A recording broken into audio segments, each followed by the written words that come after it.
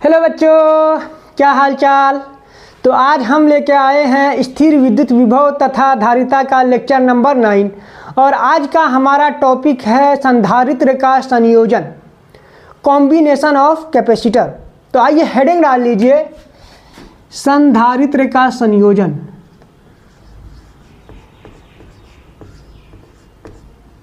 संधारित्र का संयोजन।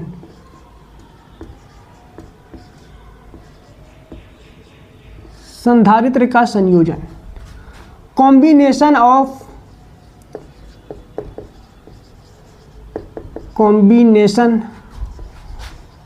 कैपेसिटर। कॉम्बिनेशन ऑफ कैपेसिटर, दो तरह का कॉम्बिनेशन हम लोग पढ़ेंगे। एक पढ़ेंगे सीरीज कॉम्बिनेशन, जिसको श्रृंखला संयोजन बोलते हैं, और दूसरा पढ़ेंगे पैरेलल कॉम्बिनेशन, जिसको समांतर संयोजन बोलेंगे। तो आज के क्लास में जो बेसिकली बात होगी वो श्रृंखला संयोजन पे होगी, सीरीज कॉम्बिनेशन पे होगी। उसके बाद इस पे कुछ क्वेश्चन वगैरह करेंगे हम लोग, ठीक है। तो आइए स्टार्ट करते हैं हम श्रृंखला संयोजन से। श्रृंखला संयोजन, श्रृंखला संयोजन, सीरीज कॉम्बिनेशन, सीरीज कॉम्बिनेशन।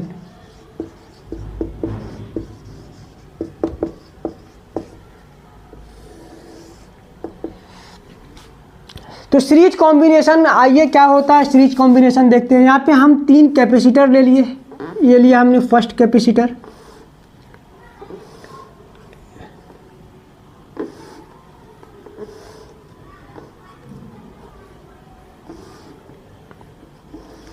जब कभी भी कैपेसिटर इस तरह से लाइन में लगा हो तो समझ जाना कि वो श्रृंखला कैपेसिटर हो। कैसा कैपेसिटर है वो? श्रृंखला कैपेसिटर।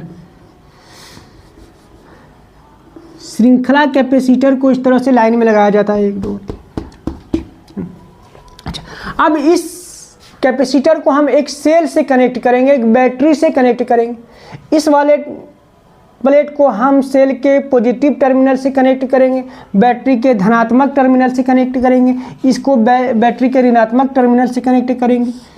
इसको हमने एक सेल से कनेक्ट कर दिया, बैटरी से कनेक्ट कर दिया।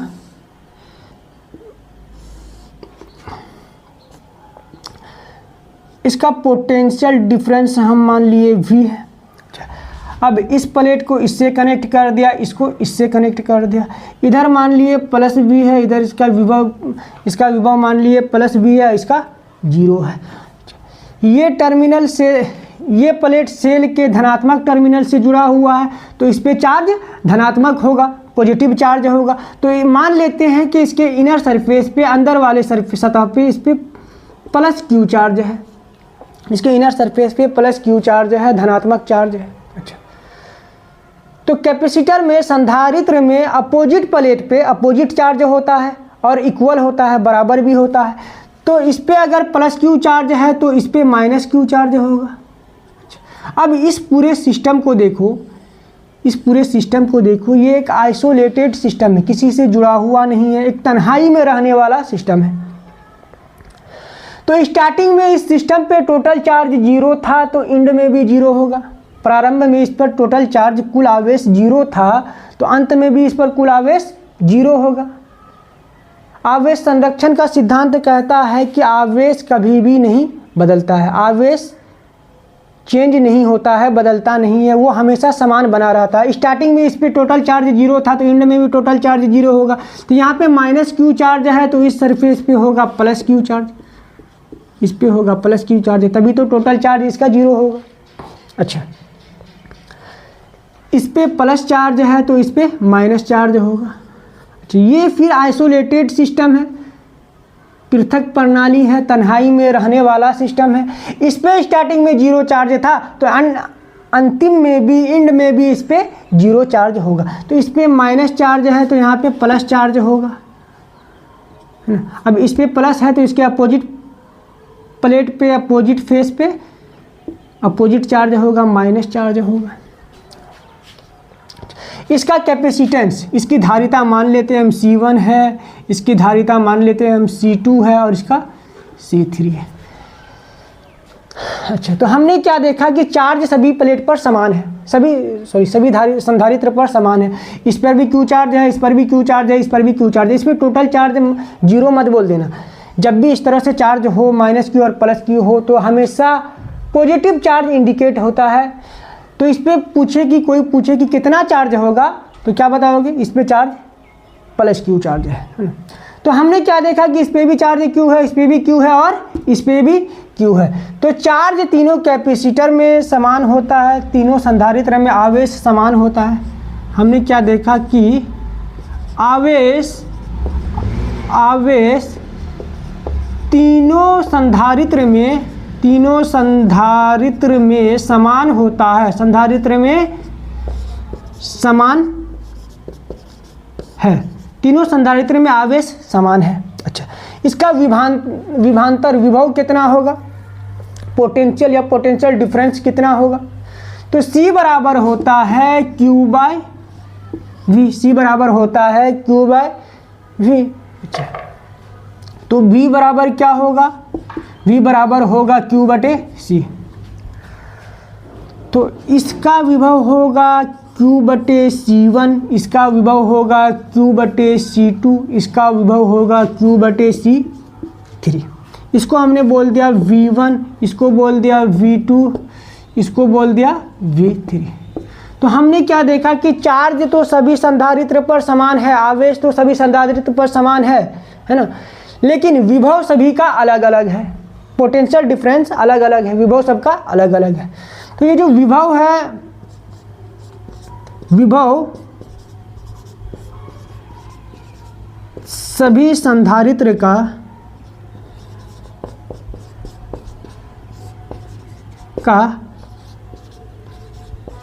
अलग अलग लिख लो या फिर भिन्न लिख लो, अलग अलग है, सभी संधारित्र का विभव अलग अलग है। अच्छा, इसके विभव का अनुपात क्या होगा? V1:V2:V3 बराबर क्या होगा? V1 अनुपात V2 अनुपात V3 बराबर होगा Q बाय C1 अनुपात Q बाय C2 अनुपात Q by C3, Q by C3। Potential का विभव का अनुपात होगा विभव का अनुपात होगा Q बटे C1 अनुपात Q बटे C2 अनुपात Q बटे C3 अनुपात। Q कैंसिल हो जाएगा, तो फाइनली V1:V2:V3 का अनुपात निकल के आएगा 1/C1 अनुपात 1/C2 अनुपात 1/C3, 1/C3। नोट कर ले, इसको छाप ले पहले। तो हमने क्या देखा कि तीनों कैपेसिटर पे चार्ज सेम है और तीनों का पोटेंशियल या विभव बोल लो, विभव अलग अलग है ना। तो विभव का अनुपात V1:V2:V3 है, Q बटे C1 Q बटे C2 Q बटे C3। तो Q कैंसिल हो जाएगा, तो इसका विभव का अनुपात क्या निकल के आएगा? 1/C1 1/C2 1/C3 अनुपात। ठीक है। अच्छा, ये जो विभव है, यही विभव इसमें भी गया होगा, इसमें भी गया होगा, यही इसमें भी गया होगा। तो ये जो V है तीनों में डिस्ट्रीब्यूट हो गया है। तो क्या हम ये लिख सकते हैं V = V1 + V2 + V3? हम लिख सकते हैं ना। यही V इसको भी मिला है कुछ, इसको भी मिला है कुछ इसको भी मिला है, इसको मिला V1, इसको मिला V2, इसको मिला V3। तो तीनों V को जोड़ देंगे तो क्या टोटल V निकल के नहीं आ जाएगा? तो ये जो V है तीनों में डिस्ट्रीब्यूट हो गया है, तीनों में डिस्ट्रीब्यूट हो गया है ना, या लिख दो बट गया है, तीनों में बट गया है ना। ये जो V है तीनों में बट गया है। अब बात ये आई कि हमें 3 कैपेसिटर वाला 3 संधारित्र वाला सर्किट सॉल्व नहीं करना है, हमको इसके बराबरी का एक सिंगल कैपेसिटर वाला सर्किट चाहिए। तो हम इसका एक इक्विवेलेंट कैपेसिटर बना लेंगे, इक्विवेलेंट कैपेसिटर बना लेंगे ना।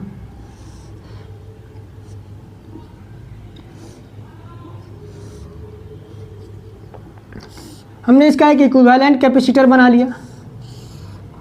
इसका पोटेंशियल भी V होगा। इसको बोल दिया हमने C। अच्छा, इस पे चार्ज कितना होगा, इस साइड प्लस Q चार्ज, इस साइड माइनस Q चार्ज। अच्छा, तो क्या हम ये लिख सकते हैं, V is equal to C बराबर होता है Q बाय V, तो V बराबर Q बाय C लिख सकते हैं। V बराबर Q बाय C लिख सकते हैं। तो क्या हम ये लिख सकते हैं, V is equal to Q by CE। क्या ये पोटेंशियल इस पोटेंशियल के बराबर है? क्या ये भी इसके बराबर है? हाँ, बराबर है। क्या ये चार्ज इसके बराबर है? हाँ, इसके बराबर। क्या ये CE इन तीनों कैपेसिटर के बराबर है? हाँ, ये भी बराबर है। अच्छा, तो V1 बराबर होता है, सॉरी, V बराबर होता है V1 plus V2 plus V3। V बराबर कितना है? V1 plus V2 plus V3। V की जगह पे ये लिख सकते हैं। अच्छा, ये बताओ V की जगह पर क्या हम ये लिख सकते हैं, Q बाय CE बराबर V1 की जगह पे लिख सकते हैं Q bye C1 plus V2 की जगह पे Q bye C2 plus V3 की जगह पे Q बाय C3। तो यहाँ से Q कैंसिल हो जाएगा। फाइनली जो इसका फॉर्मूला निकल के आएगा, जो निकल के आएगा वो होगा 1 by CE is equal to 1 by C1 plus 1 by C2 plus 1 by C3।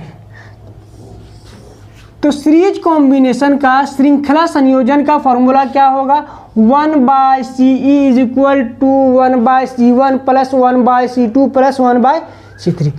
ये हमारा सीरीज कॉम्बिनेशन का फॉर्मूला हो गया। छाप लें इसको, छाप लिए, मिटा दें। तो हमने क्या देखा कि आवेश तीनों पर सेम होता है, बराबर होता है, तीनों का पोटेंशियल या विभव बोल दो अलग अलग होता है। अच्छा, इसके बराबर हमने एक इक्विवेलेंट कैपेसिटर बना लिया, मतलब इन तीनों कैपेसिटर के बराबर ये अकेला कैपेसिटर है, ये राजा बाबू इन तीनों के बराबर होगा, है ना। तो इसको हमने बोल दिया इक्विवेलेंट, C इक्विवेलेंट मतलब इसके बराबर का कैपेसिटर।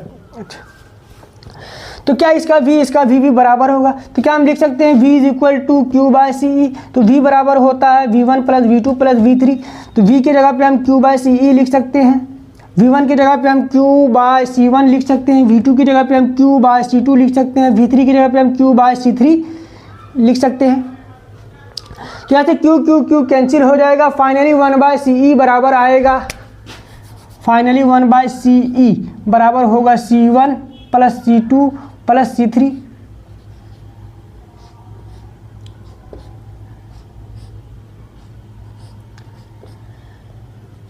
Dates clear.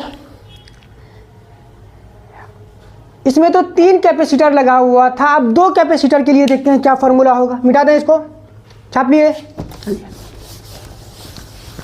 जब 2 कैपेसिटर लगा हो तो उसका फॉर्मूला क्या होगा।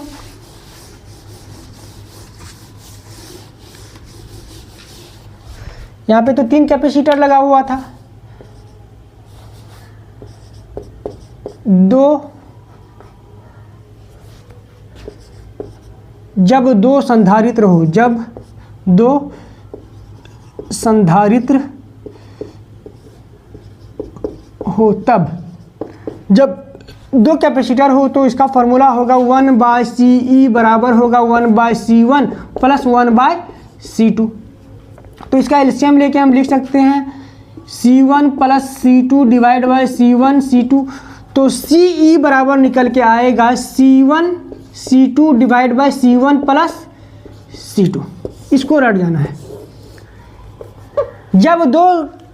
जब दो कैपेसिटर हो तो उसका फॉर्मूला होगा CE बराबर C1 C2 डिवाइड बटे C1 प्लस C2। ठीक, और जब 2 कैपेसिटर बराबर हो, या तो जब 2 कैपेसिटर हो तो इसका फॉर्मूला होगा C1 C2 divide by C1 plus C2। और जब दोनों कैपेसिटर बराबर हो, जब 2 बराबर संधारित्र रहो, बराबर संधारित्र रहो, जब दो बराबर संधारित्र हो तो C1 बराबर होगा C2 के, C2 बराबर होगा C के, तो CE बराबर होगा, सॉल्व करके दिखा देते हैं, तो 1/CE बराबर होगा 1/C प्लस 1/C के, तो इसको सॉल्व करोगे तो 1/CE बराबर होगा, एक मिनट, इसको इसमें पुट करके रख सकते हो। CE बराबर कितना होगा, एक minute, C1 into C2 divide by C1 plus C2, CE बराबर होगा C into C divide by C plus C, तो बराबर होगा C square by 2C, C से C स्क्वायर कट जाएगा तो CE बराबर फाइनली आएगा C/2। CE बराबर कितना निकल के आएगा, C/2। जब दो संधारित्र हो, बराबर नहीं, जब दो संधारित्र हो तो CE बराबर होगा C1 C2 divide by C1 plus C2, और जब दो बराबर संधारित्र हो तो इसका फॉर्मूला होगा CE is equal to C/2। कितना होगा, C/2। छाप लें, इसको नोट कर लें, छाप लिए। आइए एक क्वेश्चन करते हैं, मिटा दें।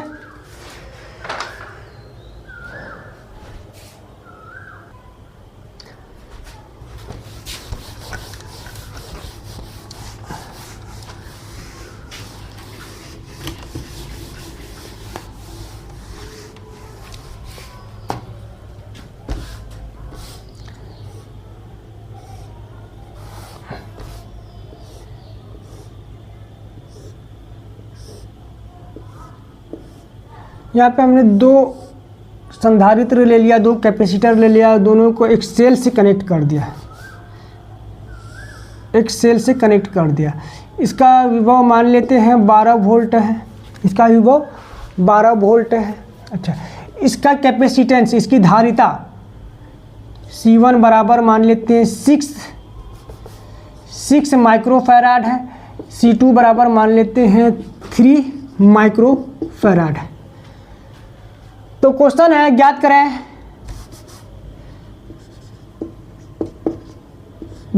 करें, फाइंड करें।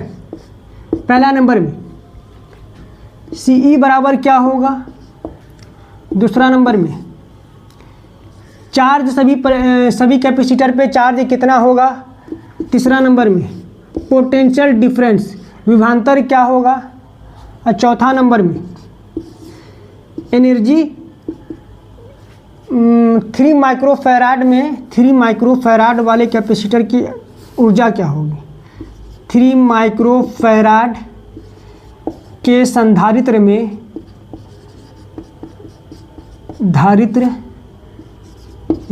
संचित ऊर्जा क्या होगी, संचित ऊर्जा ज्ञात करें। तो सबसे पहला क्वेश्चन क्या है, CE निकालें। तो इसका हम एक इक्विवेलेंट कैपेसिटर बना लेंगे, इसका इक्विवेलेंट कैपेसिटर ये होगा 12 वोल्ट, ये विभव भी समान होगा। अच्छा, तो CE बराबर क्या होता है बच्चों, CE बराबर होता है 1/C1 प्लस 1/C2 बराबर होता है C1 plus C2 divide by C1 C2। तो इसको फाइनली जो 1/CE इज इक्वल तो CE बराबर होगा C1 C2 divide by C1 plus C2। तो C1 कितना है, 6 माइक्रोफैराड, 6 इंटू C2 कितना है, 3 माइक्रोफैराड, 3 डिवाइड बाय 6 प्लस 3 बराबर हो जाएगा क्षेत्रिक 18/9 बराबर हो जाएगा 2 माइक्रोफैराड। तो CE बराबर होगा 2 माइक्रोफैराड। तो CE कितना हो जाएगा, 2 माइक्रोफैराड हो जाएगा, 2 माइक्रोफैराड हो जाएगा। दैट्स क्लियर, CE 2 माइक्रोफैराड हो जाएगा। अब देखते हैं कि चार्ज कितना होता।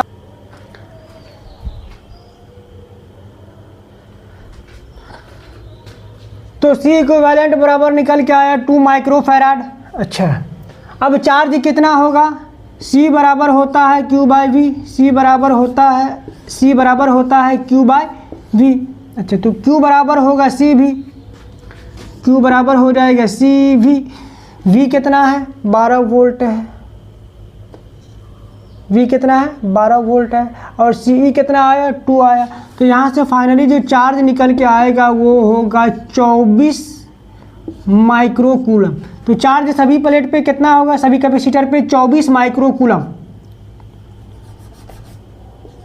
24 माइक्रो कूलम। इस पे भी चार्ज 24 माइक्रो कूलम होगा, क्योंकि चार्ज सभी कैपेसिटर पे समान होता है सीरीज कॉम्बिनेशन में, श्रृंखला संयोजन में। अच्छा, तो इस पे चार्ज कितना होगा? चार्ज होगा 24 माइक्रो कूलम। चार्ज किस में लिखा जाता है? कूलम में लिखा जाता है। अच्छा, इसका पोटेंशियल कितना होगा? पोटेंशियल डिफरेंस क्या होगा? इसका होगा V1 बराबर होता है Q बाय C1। तो Q हमारा 24 है, C1 कितना है? 6 है। तो यहाँ से V1 बराबर निकल के आएगा 4 वोल्ट। V1 कितना निकल के आएगा? 4 वोल्ट। V2 बराबर होगा 24/3, तो बराबर होगा 8 वोल्ट। तो V1 और V2 बराबर निकल के आया 8 वोल्ट। V1 बराबर 4 वोल्ट और V2 बराबर 8 वोल्ट निकल के आया। अच्छा, अब 3 माइक्रोफैराड में कितना ऊर्जा संचित होगा?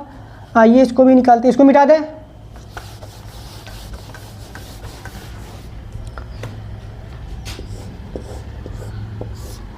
तीन माइक्रोफैराड, इसका कैपेसिटेंस कितना है? C equal to 3 microfarad. अच्छा, इसका विभव कितना है? 8 वोल्ट, 8 वोल्ट V बराबर। अच्छा, इस पे चार्ज कितना है? 24 माइक्रो कूलम है। तो एनर्जी का फॉर्मूला होता है U बराबर हाफ CV²। तो बराबर हाफ 1/2 गुना C कितना है? 3 है, इंटू V कितना है? 8 है, V² है तो 8 गुना 8 हो जाएगा। तो यहाँ से इसको काट दो तो कितना हो जाएगा? 4 4 बराबर 96। तो U बराबर होगा 96 माइक्रो जूल होगा। या फिर इसको ऐसे भी लिख सकते हैं, U बराबर 96 इंटू 10⁻⁻6 जूल। माइक्रो जूल को जूल में करने के लिए 10⁻⁻6 से मल्टीप्लाई कर दिए तो इतना निकल के आ गया। ठीक है, तो यहीं पर समाप्त करते हैं आज हम लोग अपने लेक्चर को। कल मिलेंगे समांतर संयोजन के साथ। तब तक पढ़ाई करते रहें। All the very best.